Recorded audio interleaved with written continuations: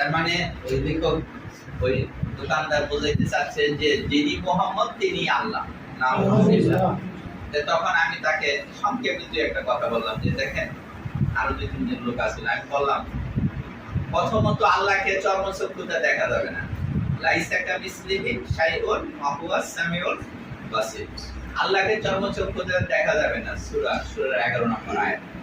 তারপর আমি দ্বিতীয়ত বললাম দেখেন এই ঘটনা আমরা সবাই জানি, মুসা নবী আল্লাহকে দেখতে চাইছিল, আল্লাহ তাআলা তাকে ধমকের সুরে বলছিল লান তারনি, কখনোই না, কোনো অবস্থা থেকে আমাকে দেখতে পাবে না।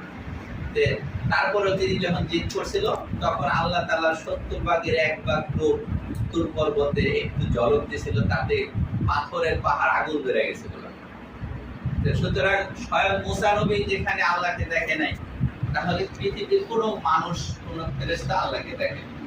এমন অবস্থায় আমি তাকে বললাম যে এগুলো অবশ্যই কুফরি আকীদা, এখান থেকে আপনাকে অবশ্যই তওবা করা উচিত।